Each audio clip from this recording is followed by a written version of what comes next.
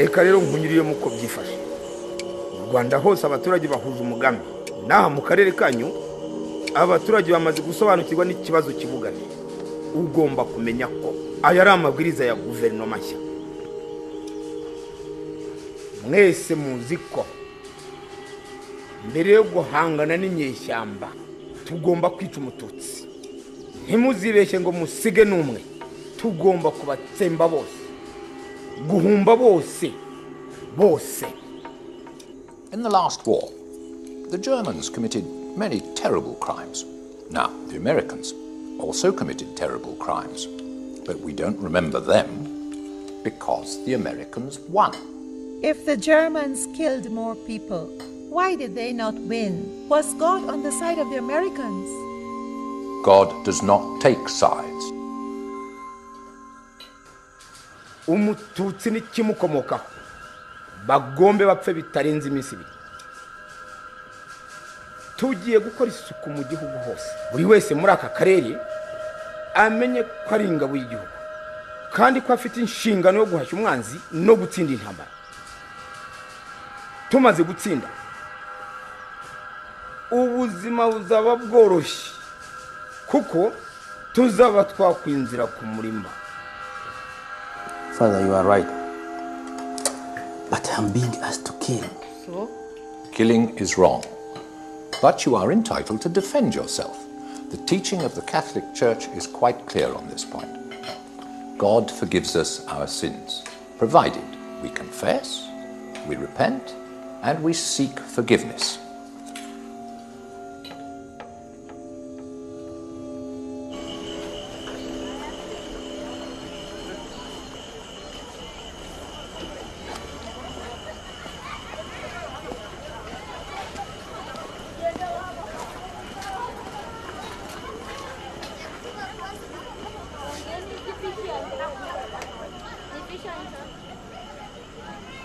Inyangarwanda zigabije igihugu cyanyu kandi ibyitso byazo byose turabizi biri hagati muri twe, biraturamye bitegereje kudusubiza ku ngo ya gihake.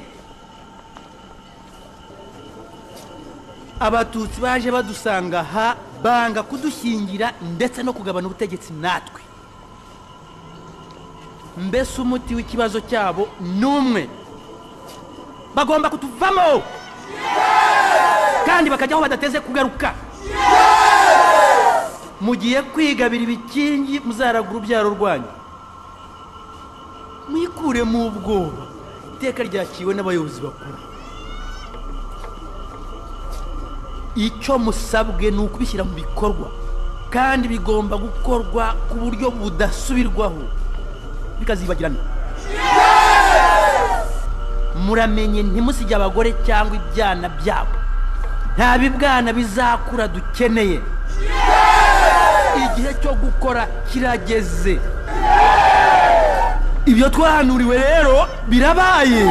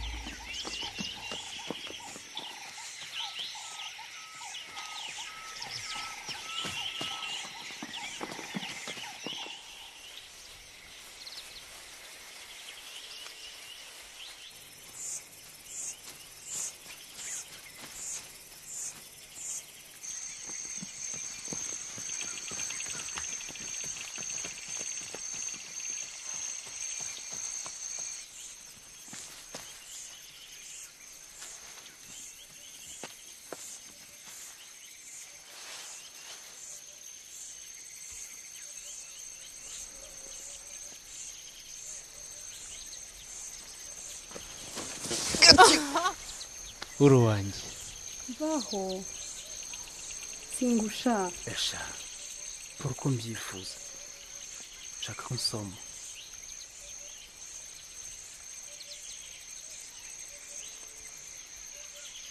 oya gusa ushobora kunyanga ngenda gukunda sha ubu sinabyemezwa n'iki rwose mpora ngutekereza igihe cyose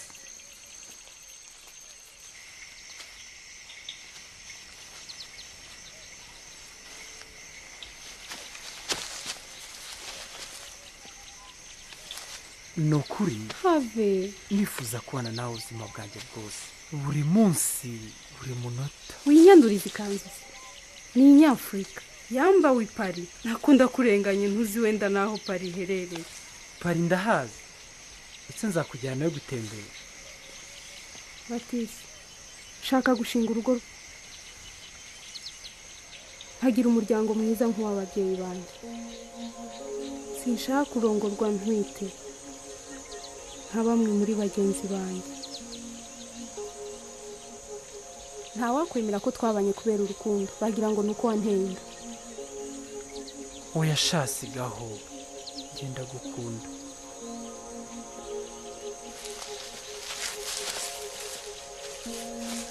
ndagufashe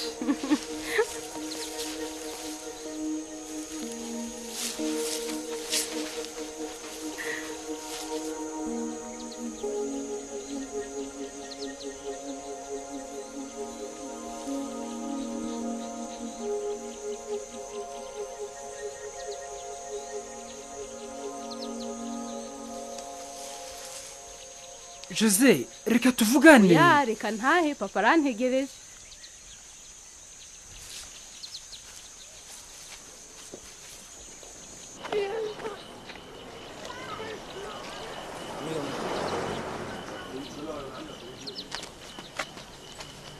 Jose, watashe kare? Wiriwe hehe? Ntaho. Uriya ni prefe. Wambye kuba ari i Kigali? Umukuru w'igihugu yapfuye azize impanuka y'indege. Intambara igiye kongera kuri koroza.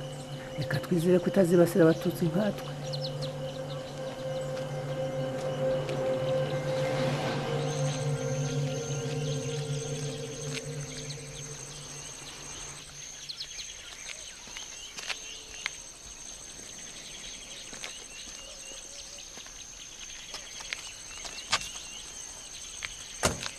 wahuzesha perezida yitabye Imana indege ye bayihanuye ubu bwicanyi bwatangiye i Kigali dushatse twatangira guhunga hakiri kare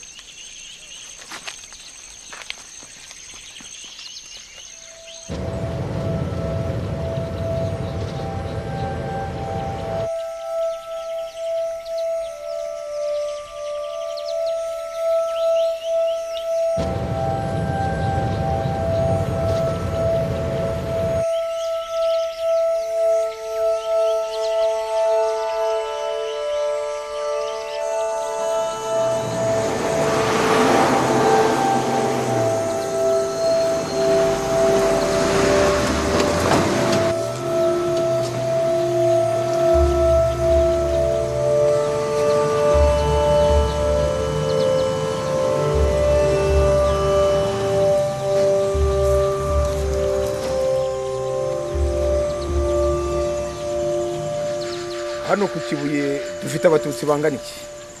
Nyakubahwa bose hamwe n'abajejo bageze ku 50. Sineza ko imyiteguro mwayirangije mukaba mwari mwiteguye uyu munsi ahantu hose muhashyira za bariyeri. Tugomba kwitondera cyane, bamwe bari abayobozi bashobora kuduteza ibibazo, nibo tugomba kubanza. Ibi bizatuma bose bakangarana bica intege bashaka kwirwanaho, bizatera ubwoba abatutsi bose ku buryo bazahungira muri za kiliziya. Iyo ushaka kwatsa umuriro ubanza kwegeranya inkwi, ntihagira umuntu ukinisha ibyo kwirwanaho. Uzajya ku kiliziya wese agomba pe. Nyuma y'ibyo zabere ku bundi buryo.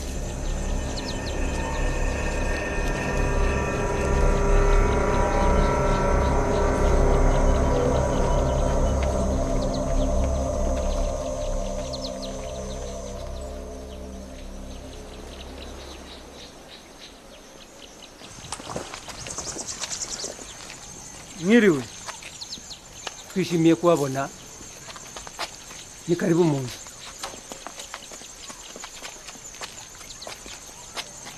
Sha wari uzi n'ikindi ngiye mu nkotanyi ngo umuntu yagera anyuze muri Tanzania agafata ubwato muri Victoria yagera i Bugande agahita yerekeza y'ibirunga.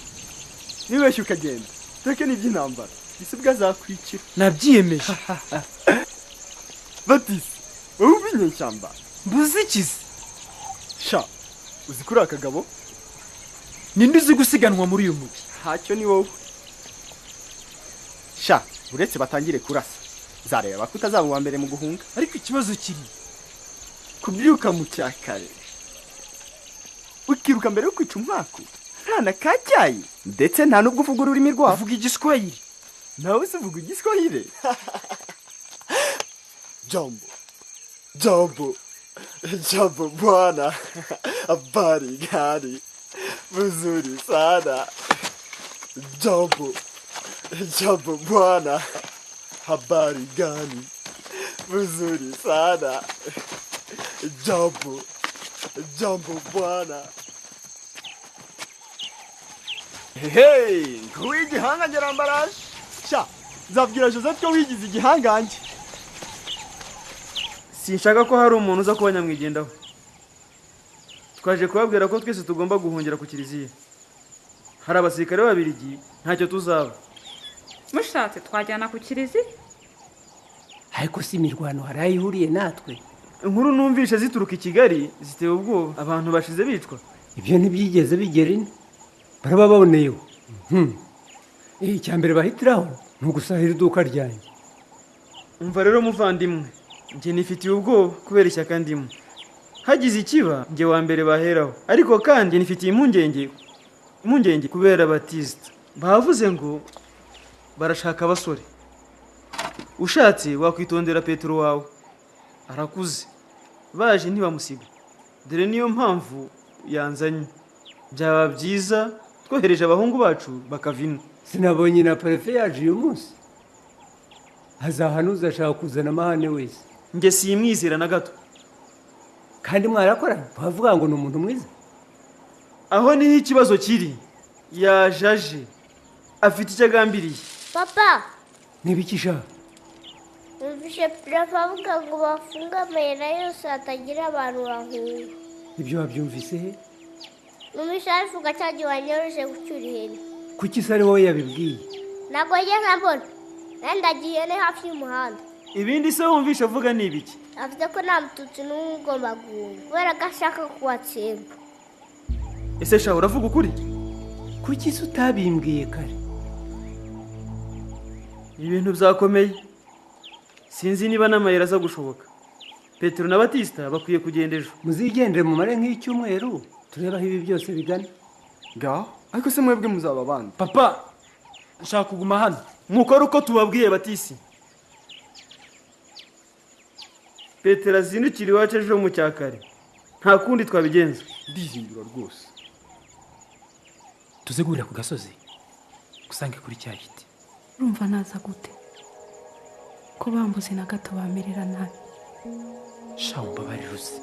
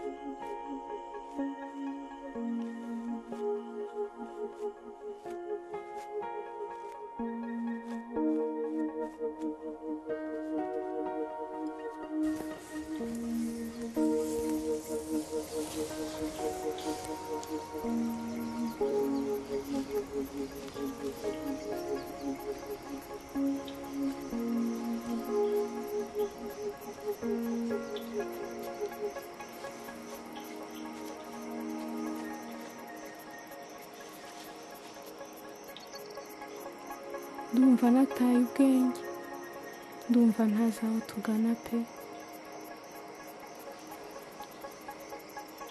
ndakwikundira ibindi n'ubusa.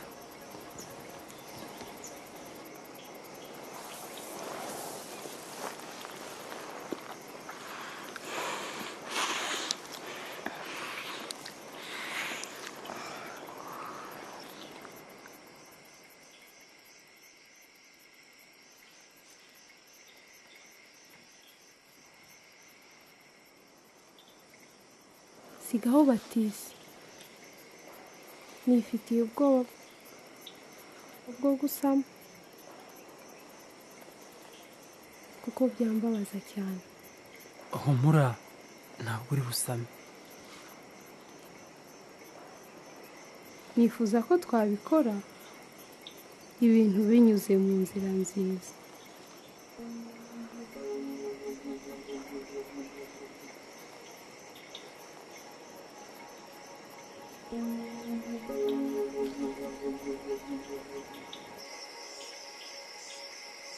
Nebye nta bindi ahora avuga mu myaka 3 ishize. Uwo ni Kabera na politiki ze. Mwumvise kuri radiyo Musenyeri yavuze ko duhungira muri za kiliziya. Ntukishinga ibyo radiyo ivuga. Musenyeri ngo tujye kuri kiliziya, naho radiyo ngo turi inyenzi. Papa, bose ni bamwe.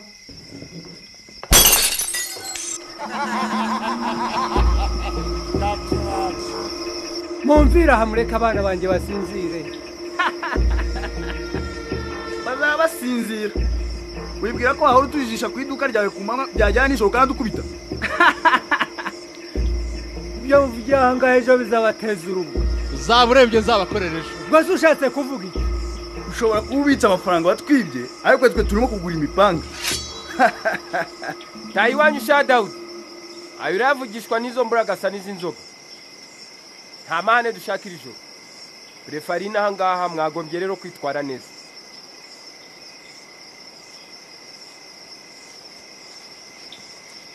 Ntugire impungenge nta mane batera, bose baranyumvira.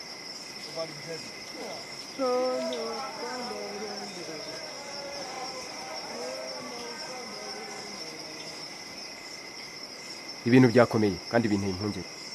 Bishobora kudogera muri iri joro. Ndumva nta bibazo bikomeye tuza kugira hano. Uko biza hari ibyo twigeze. Ndizera ko prefe ari gukora ibishoboka. Ariko n'imitwe ishyushye gutya. Biba bikomeye pe. Bwana Nkera, uyu mukobwa n'uwawe? Ese ko tutaziranye? Yitwa Josette. Aracyari mu ishuri nk'uko ubibona.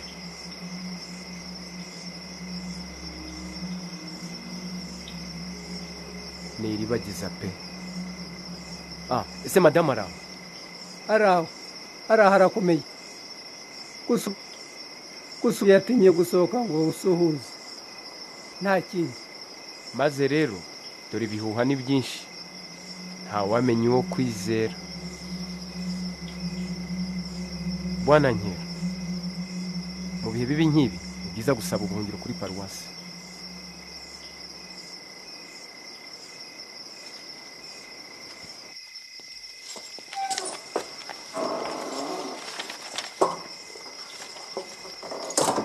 Bari basinze bavuga amateshwa. Ibyo bavuze nabyumvise. Imana ishimwe padiri yabadukijije.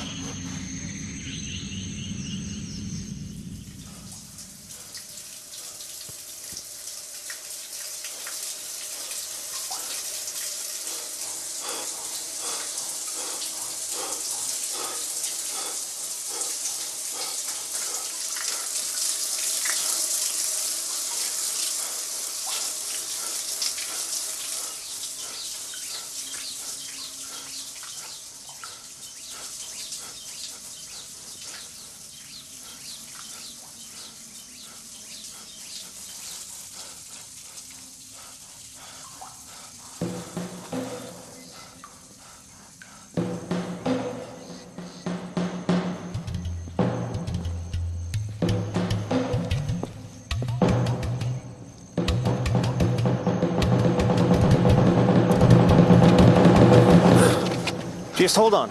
Catherine, just wait right there. Were they Tutsi? I don't know. Yes, they were Tutsi. Is that why they killed them? I don't know. I don't think so. Who were they? They were friends. Mr. Kabir was not liked. He was in an opposition political party. Is that why they killed him? I don't know. Maybe. I don't know. Maybe. Who killed him? I can't tell. I don't know. Thank you.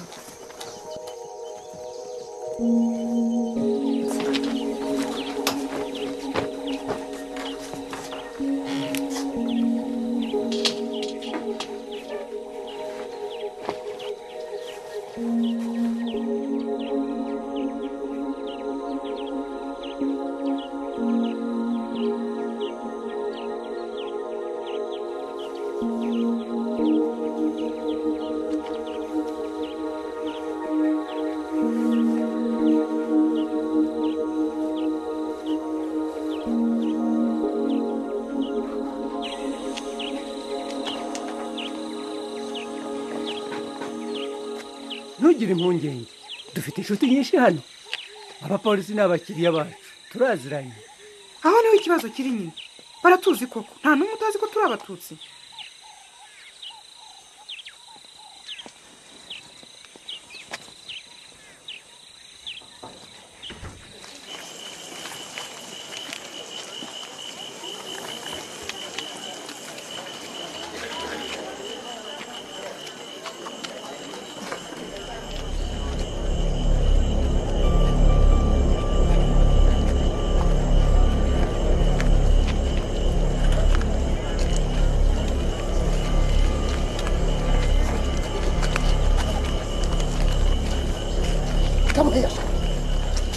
mwese muri inyenzi siko mwavuze ejo nijoro ariko twazishyigikira dute arizo zateye ibibazo byose zana sinanga muntu yawe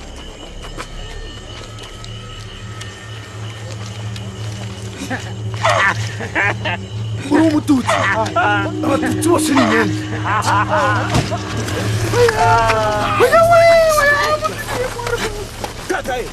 ya mafaranga yose arimo nayo wanyibye mu iduka ryawe ari he ntayo ngifite nyabuneka mwinkubitira imbere y'abana banjye mane inda nimutware nta kindi dusigaranye rwose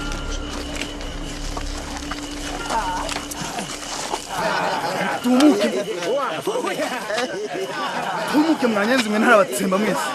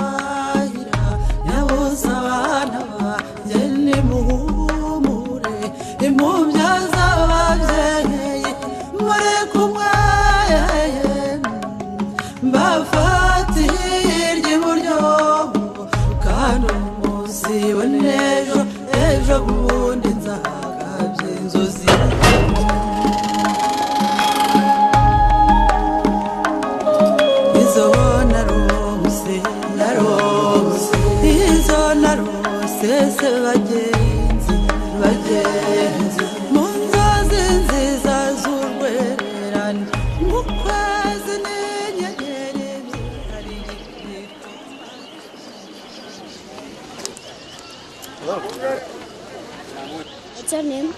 Jacques. And yours? My name is Etienne. Have you got any sweets? Sweets? Etienne! Etienne! Oh, I'm finished. What is Etienne? Here. I am here.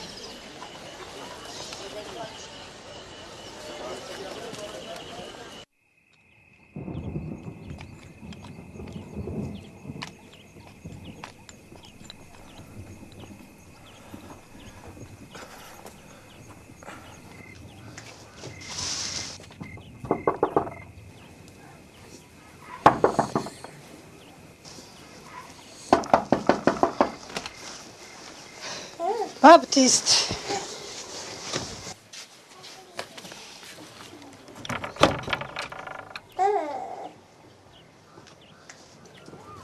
Baptiste.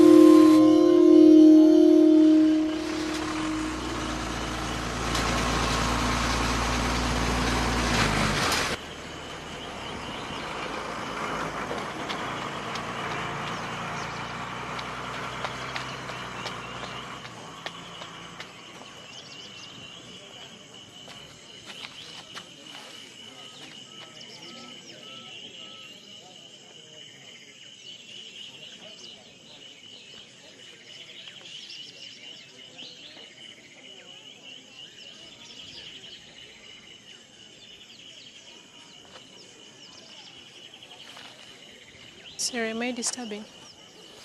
No, not at all. Please sit down. The German are going to kill us. Can't you take us out of here? No. That's a pretty dress. It's getting dirty. Is your family here? Yes. Well, no, my brother. He left. We're so worried about him. But that's my father over there.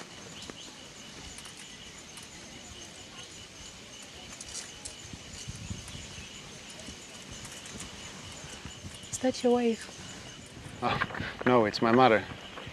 She's not very well.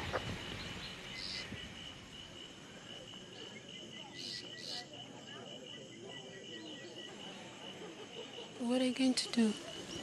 Oh, it's not up to me. We are grateful for you being here. They can't touch us while you're here.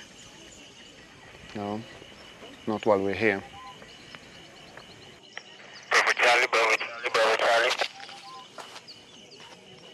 Yes, this is Captain Claude speaking. At exactly what position are you now? Over.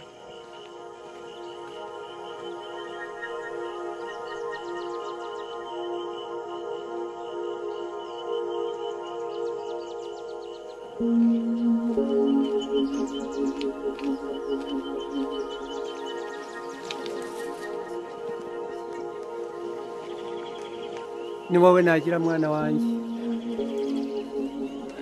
sinzi impamvu ntabonye ibi byose kare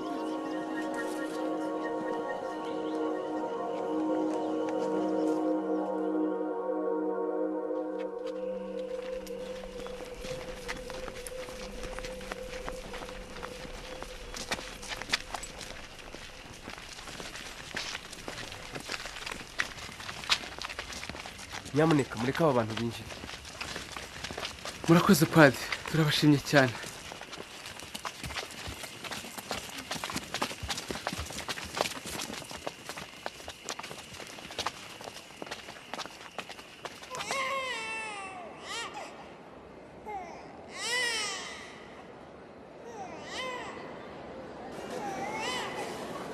tubwire uko byagenze. Tumaze iminsi 3 yose tugenda n'amaguru kandi ubwo ku manywa twihishahisha. Twebwe twihishe ku bitaro, umuganga w'inshuti niwe waduhishe, niwe dukesha kuba n'ubu turiho. Twagize ngo n'imbwa zimuka, amasasu yarekeye aho ariko abantu bakomeza gutaka. Twageze naho dupfuka amatwi, mu gitondo dukomeza kumva abagore n'abana bakomeretse batakamba mbere yuko baje bakabaho. Twumvaga imiborogo, gisenga imirwano igeze kuri stade. Nyuma twaje kumenya ukuri, batwiciraga abantu, twumvaga imiborogo yabo gusa. Na n'ubu ntibumva.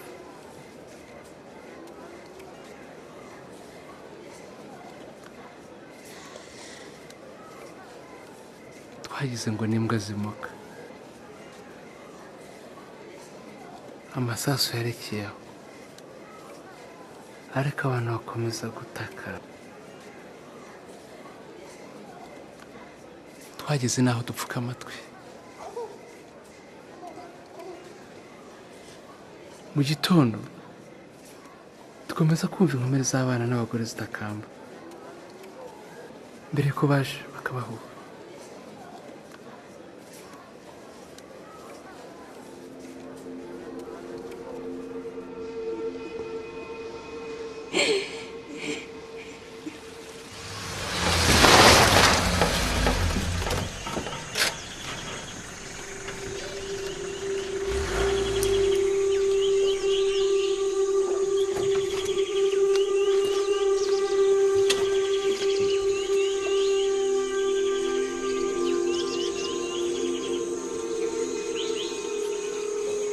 This is Captain Claude speaking.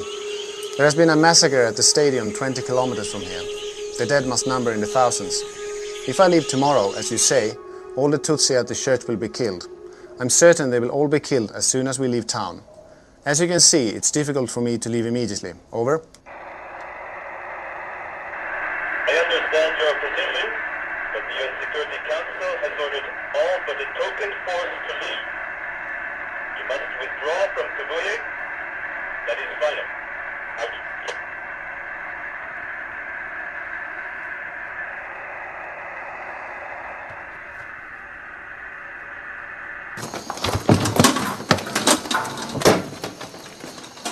Departure has been brought forward. We must be in Kigali today, so we're leaving now.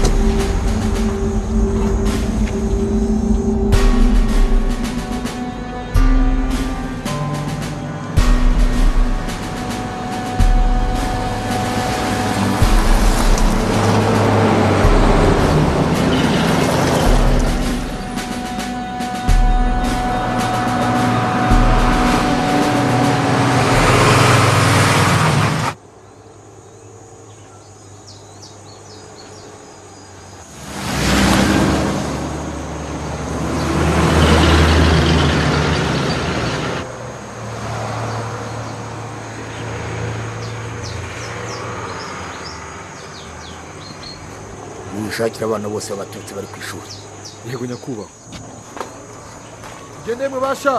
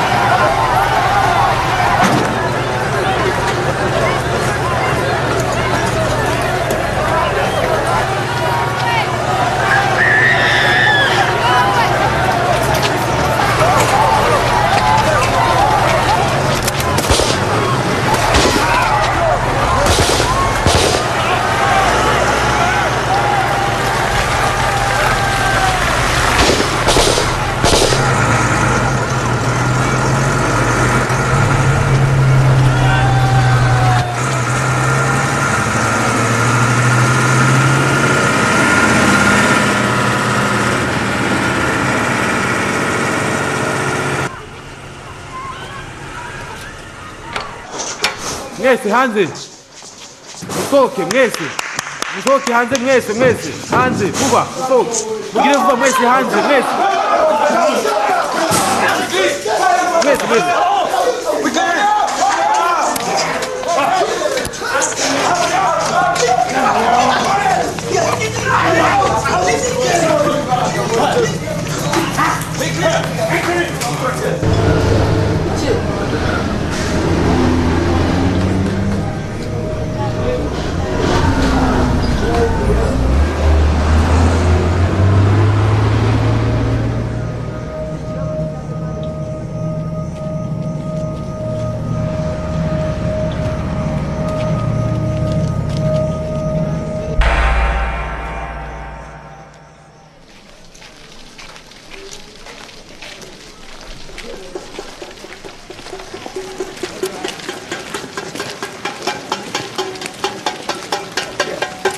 Iyi niyo liste y'abana bose b'abatutsi? Yego, nibo batutsi bangene dufite hano, abandi bose n'abahutu.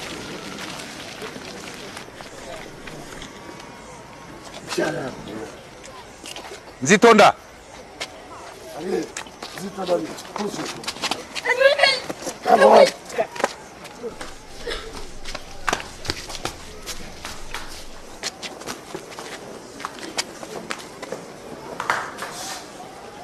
Valens ugira amahoro.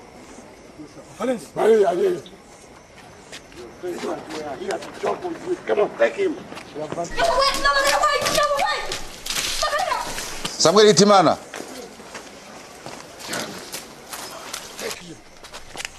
Sema Sasu.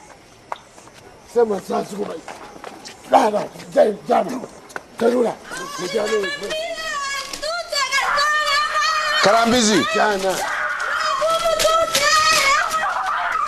Na Federico Fils. Mahoni mana mabiris. Kakurot. Bizimana Seboro. Ndize Jean Baptiste.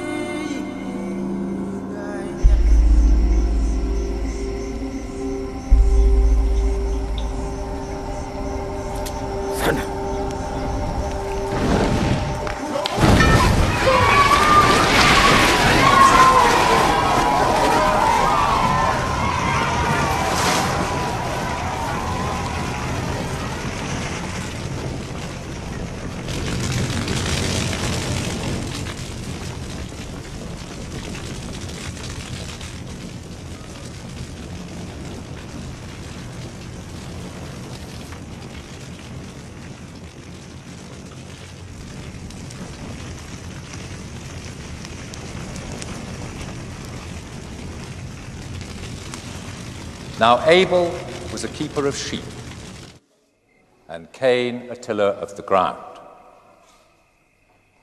In the course of time, Cain brought to the Lord an offering from the fruit of the ground, and Abel brought of the firstlings of his flock. And the Lord had regard for Abel's offering, but for the offering of Cain he had no regard. So Cain was very angry, and his countenance fell. Cain said to Abel, his brother, "Let us go out into the field." And it came to pass, when they were in the field, that Cain rose up against Abel his brother and slew him.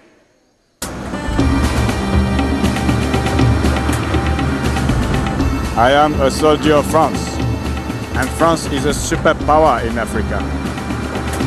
Through me, France have shared friendship. You will not be forgotten. But make no mistake, war is terrible. But once war is here, every man must be a soldier. But please, have discipline. Only discipline will bring you victory. I'm sorry to be leaving now, but please, next time I come back, not so many dead bodies. The work of the church must go on, though I doubt if any of these things will still be here when I return.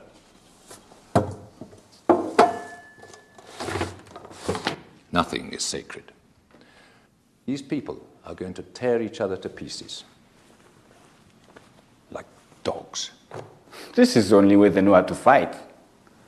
Black man is a coward. You are a racist? They're not like whites. They suffer like animals. They are like children.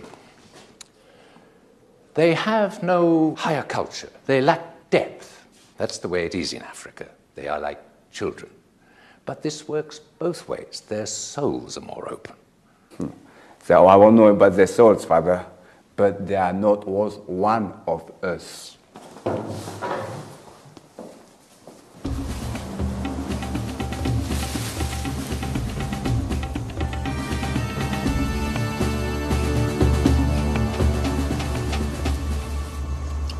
Sorry, we must leave now. Please, come back when things are finished. God be with you, Father Kennedy.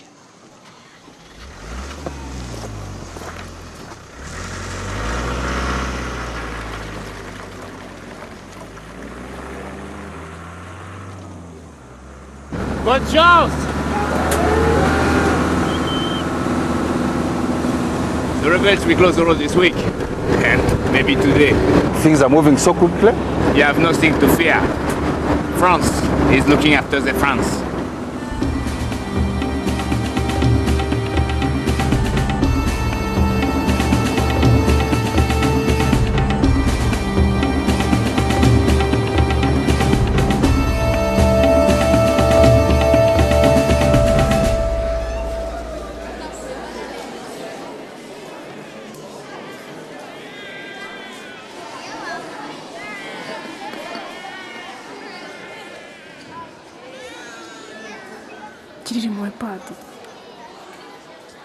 niba uyu ari nyoko mwembi ni muzi.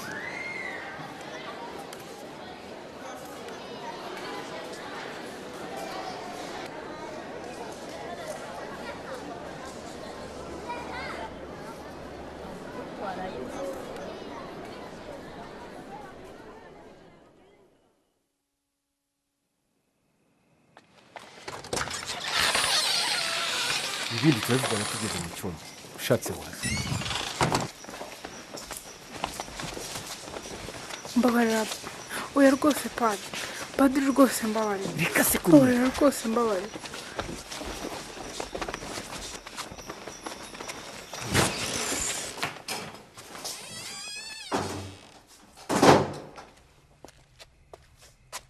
Father, please.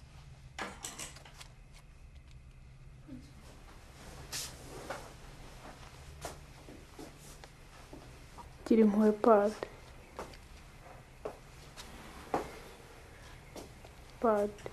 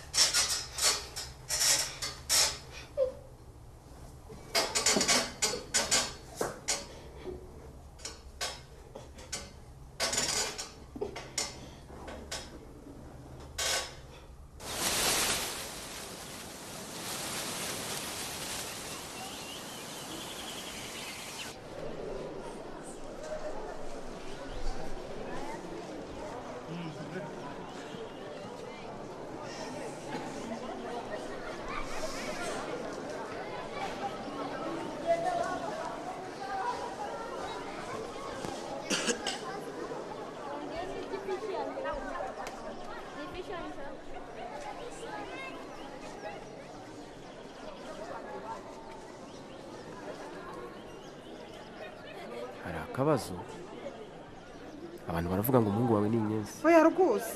Nababwiye ko atari ukuri. Etienne afite imyaka 8 gusa.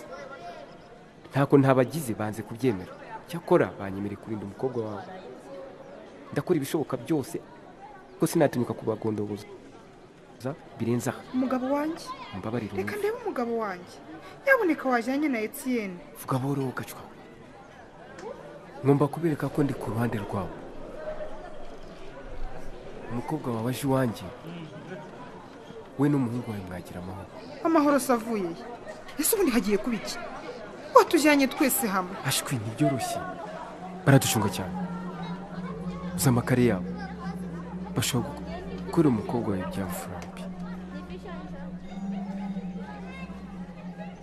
Niyemeje kuba murinda namwe mukagira agahenge.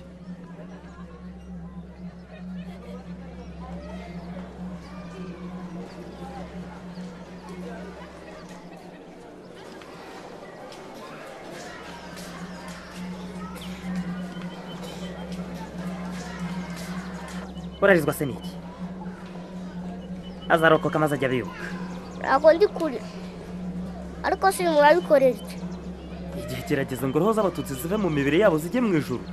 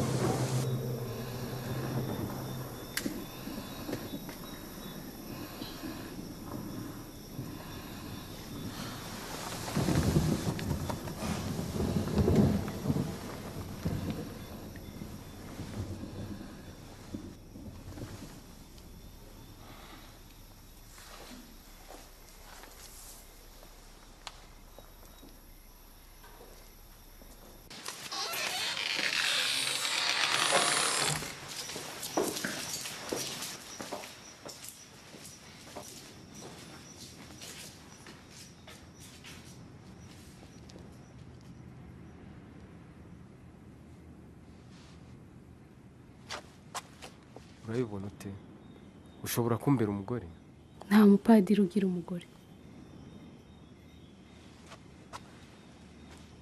narakwitangiye ndakurokora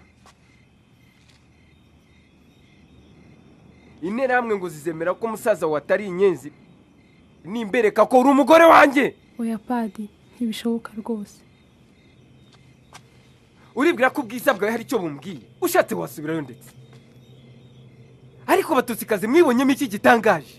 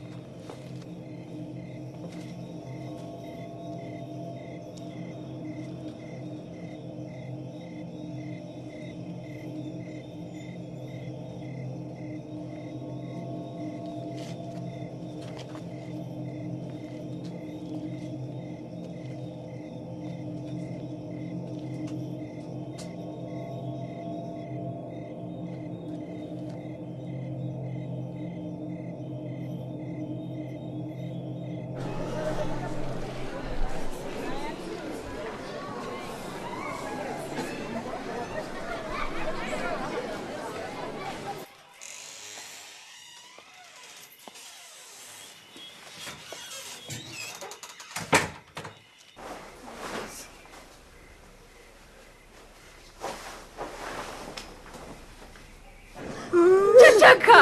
Wacecetse koko!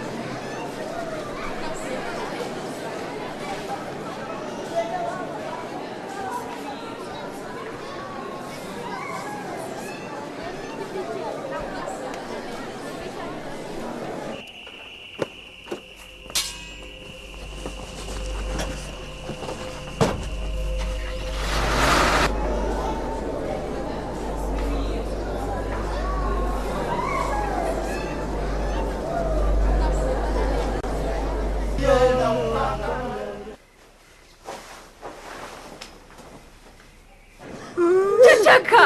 Wacecetse koko!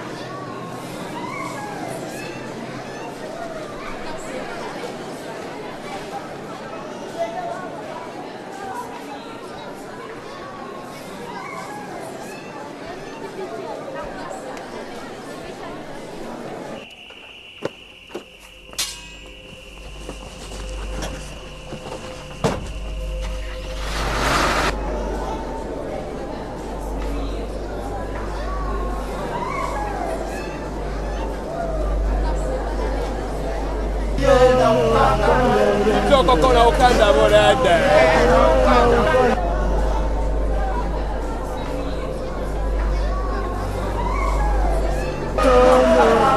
Iyana ukanda burende Iyana ukanda Mudukaraje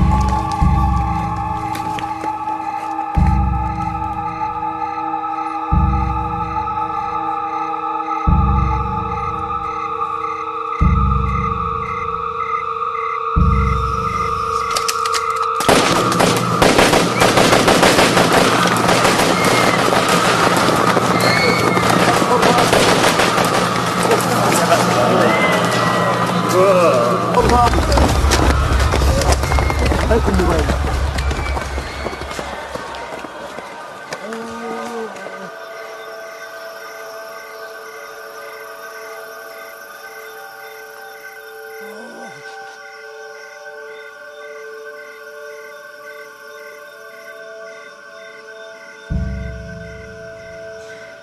Papa! Papa!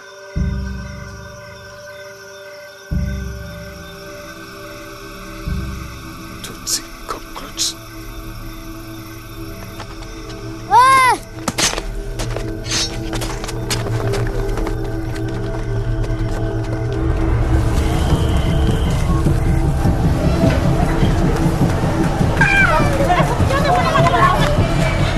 Ini ibiki ko? Umugabo wanjye ari hehe? Umugabo wanjye ari hehe we?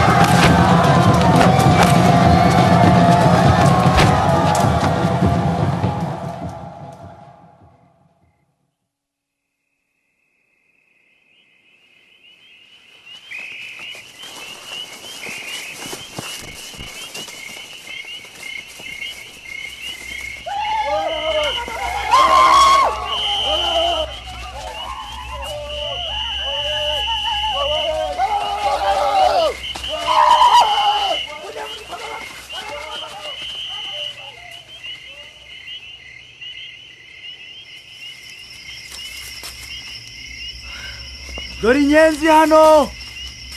Mumbabarire, mumbabarire, mumbabarire.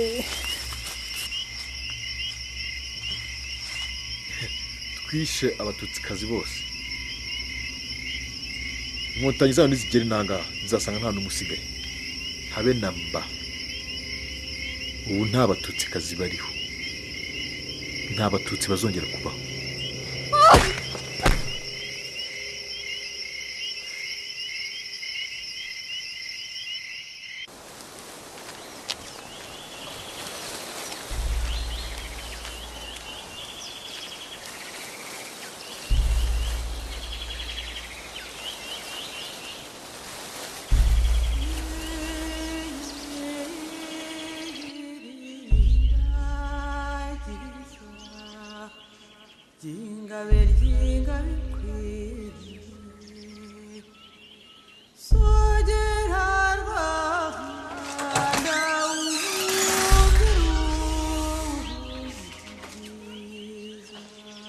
Padiri arashaka kujya kuramukanya n'umuryango wawe.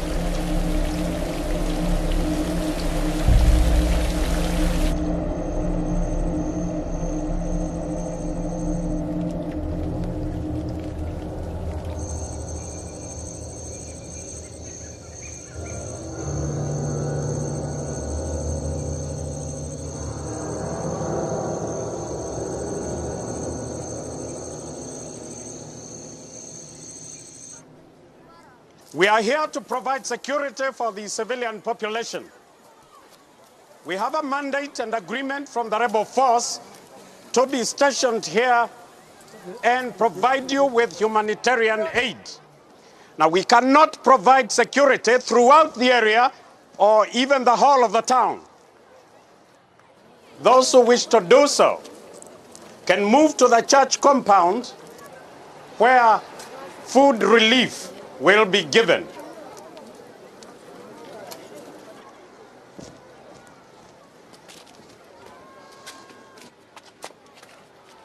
We want to leave and be escorted to the border. The rebels are killing people. They will kill us when they get here. The road is under rebel control, as you well know. We had to wait 10 days to get here. We do not have a mandate to move anyone. Don't worry, we'll protect you. We'll move to the church now.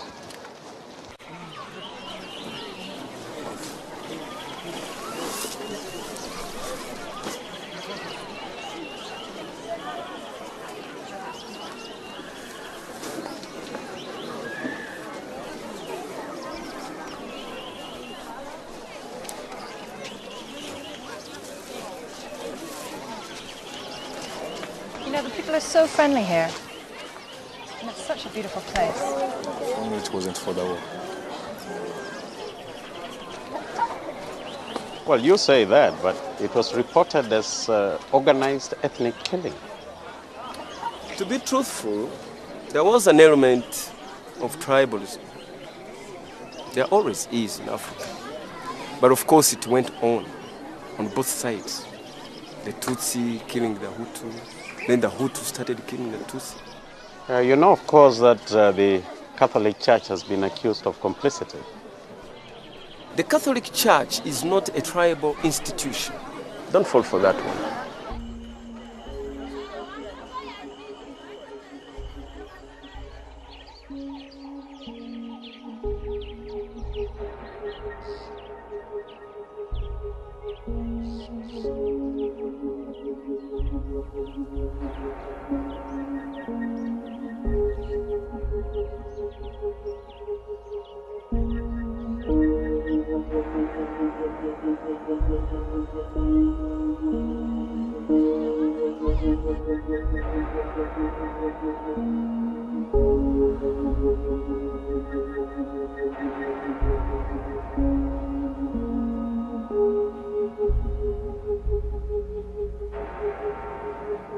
Batista yashatse kunyitwarira.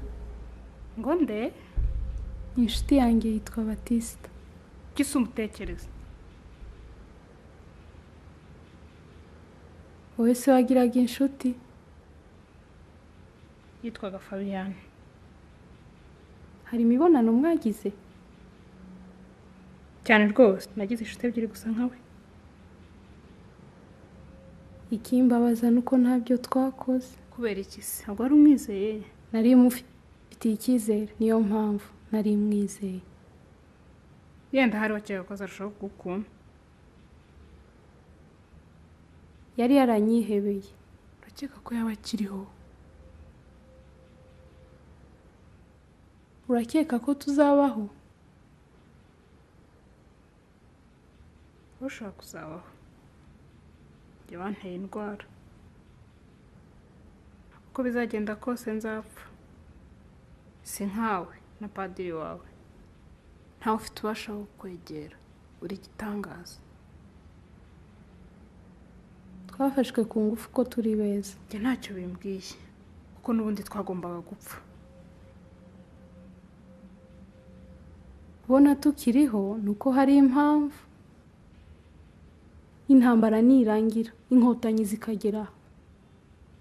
Nzababwira iby'aba Bahutu badukoreye. Abahutu bose bagombye gupfa.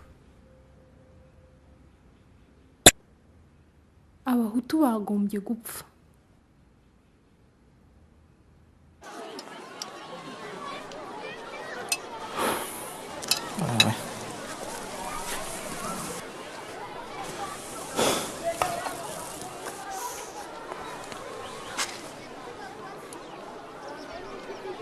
Ukunda Abatutsi?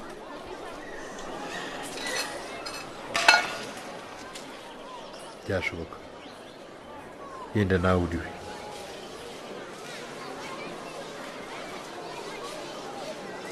ese uyaba kwa padiri nkani n'umugore we atwita umwana w'umuhutu wa padiri. reka turebe amaguru y'abatutsi.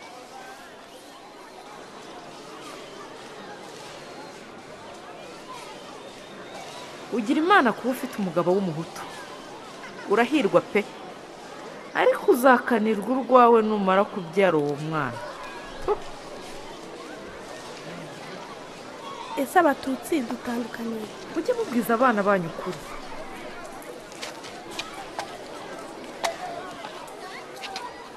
umututsi ntidusa, ntaho duhuriye rwose. bava mu majyaruguru, ni barebare kandi barananutse, bafite utuzuru duto n'udutwe dutoya.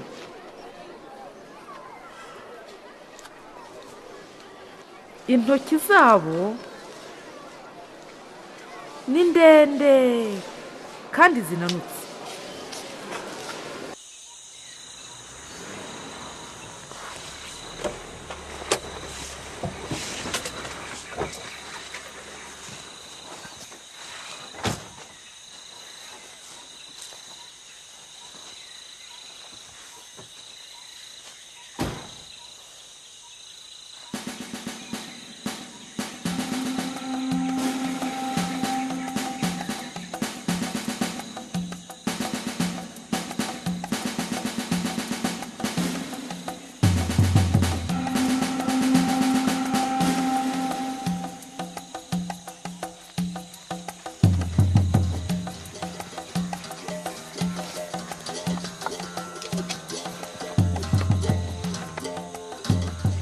What's your rank? Major.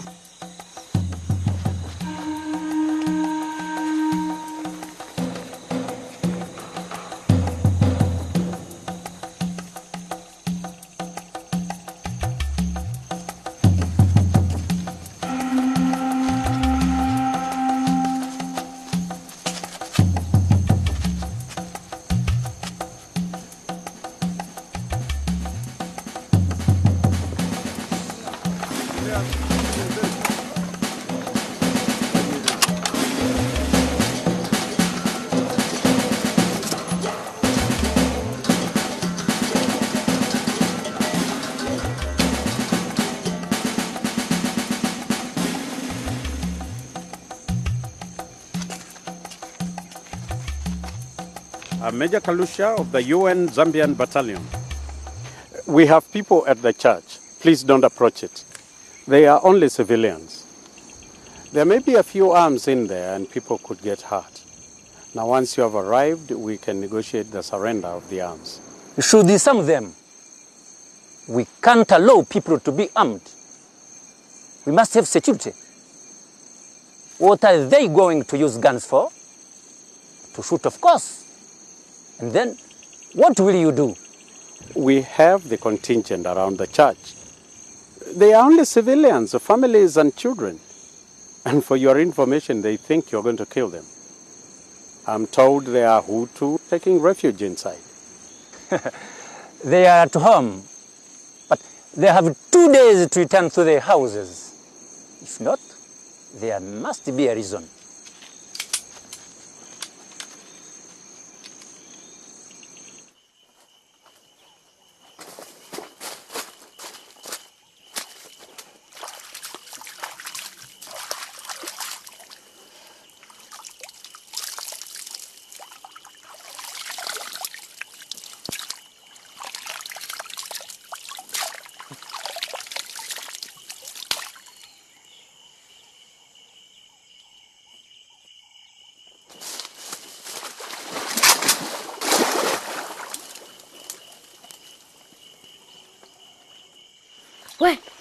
We, haguruka.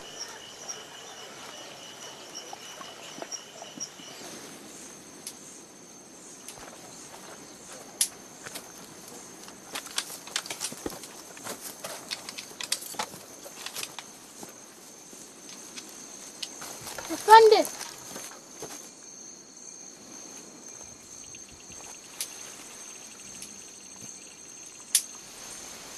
dushaka kutwereka inzira ijya mu mujyi. Umaze gufata icyo kurya ugomba guhita usubirayo. Sinshobora gusubirayo. Kuva uri mu ngabo ubu ndakuyobora, ugomba gukurikira amategeko. Ubirenzeho wahanwa gisirikare ukaba wanaraswa.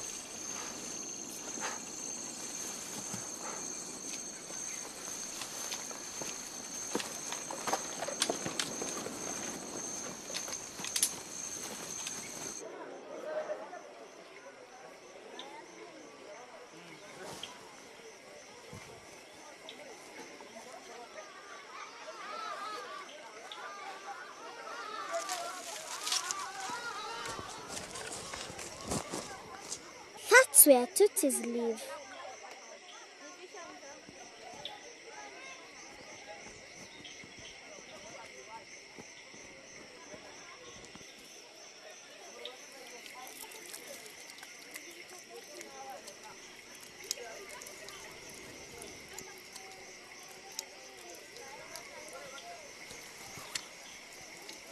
Did you see what happened? They put all the Tutsis in the ground and in the pit latrines.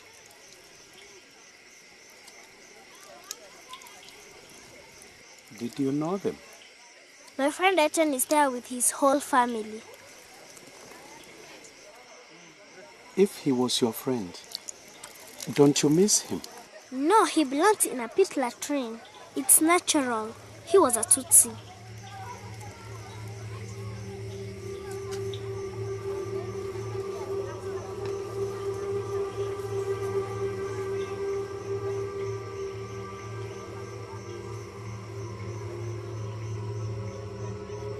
They killed all the Tutsis because Tutsis smell bad, and the church smells bad like them.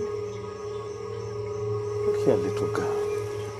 I don't know who has been teaching you these things, but whoever committed these crimes will go to prison. Do you understand that?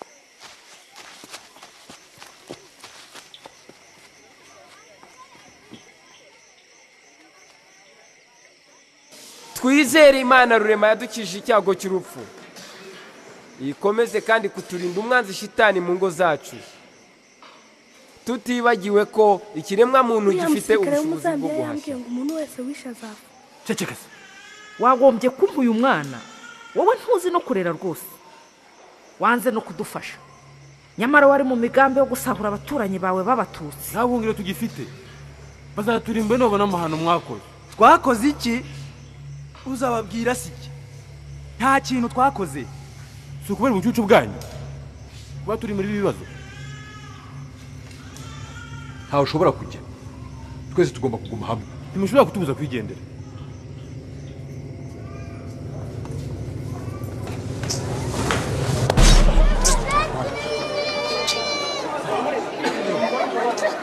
Nimusigeho mw'abantu mwe. Nimusigeho.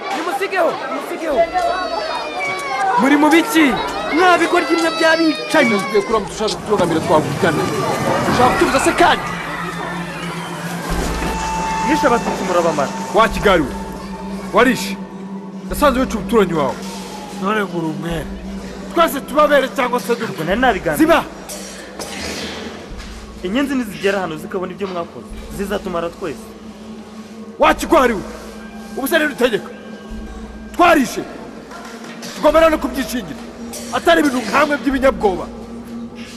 Ko tugomba kuva hano. Musubire inyuma ntaho mujya.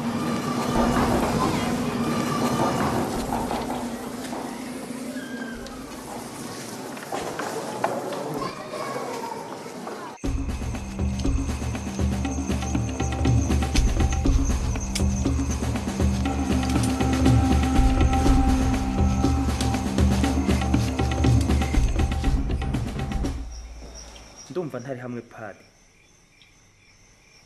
Umunuko wabaguye hano uracyamurikirana. No guhumeka bya mbere y'ikibazo. Ese ubu turacyakurikiye hano koko? Niba turi abapfa basi tugwe hanze. Tugomba guhunga. Nge ngomba guhunga iri joro ndetse.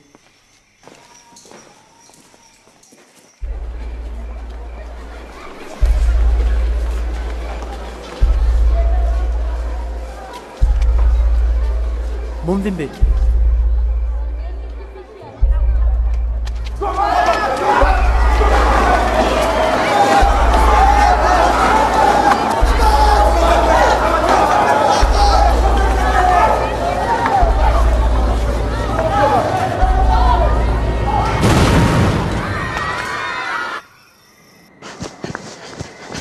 Turn those lights on and turn them on the church.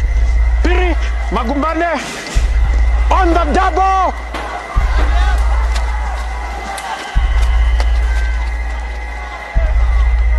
Jesus Christ.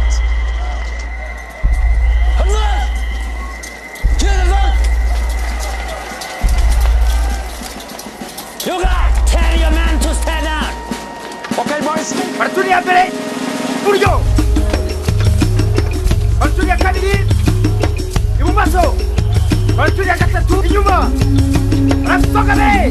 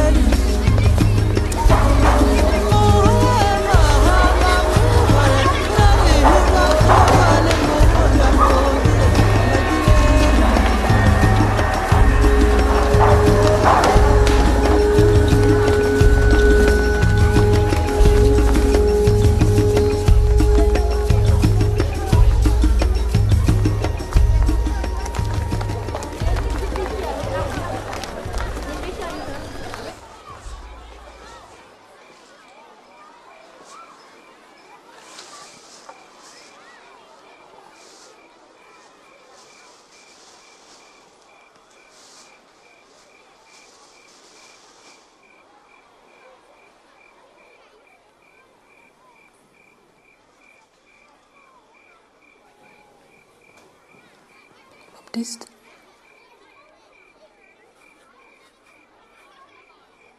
Josette.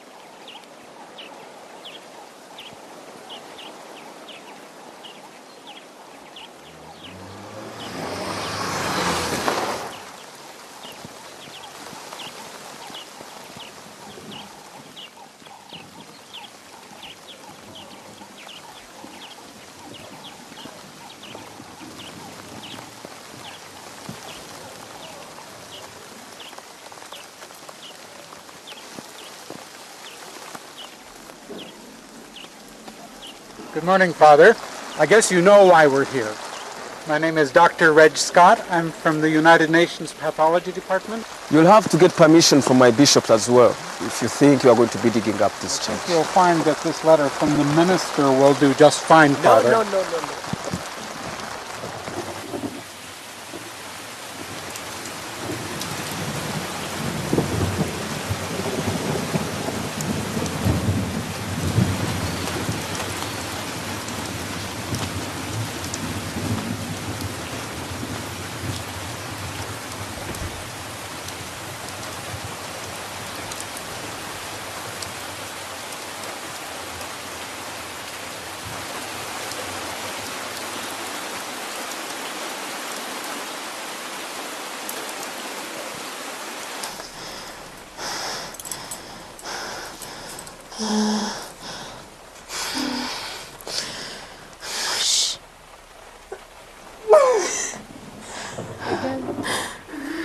Hera cyane.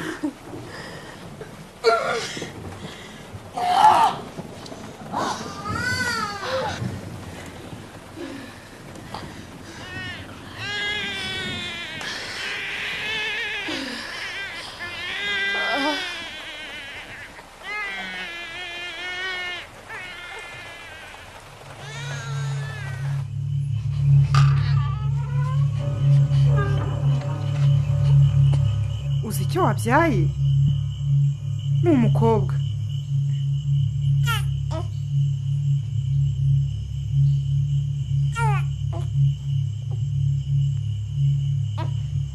igizayo urwo ruhinja si umwana wanjye. ese wabwije ukuri uwo batisita wawe? wari ukwiye kumubwiza ukuri kuri padiri. batisita ubu yabaye umusirikare, ubusuzi yakora icyo aramutse abimenye. uyu yagombye kuba ari umwana wacu. none ubu umujinya waramurenze, ntashobora no kundeba cyangwa ngo ankoreho. uretse n'uyu mwana sinzi niba azangarukira.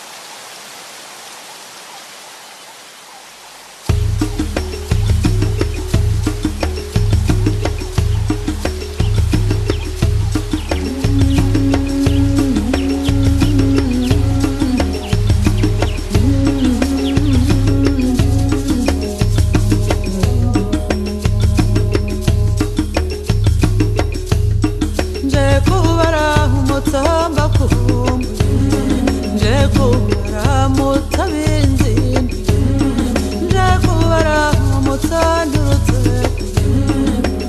ijwi ryanjye rigera mu bicu ry'ijuru ry'u Rwanda ngo amashyi amagana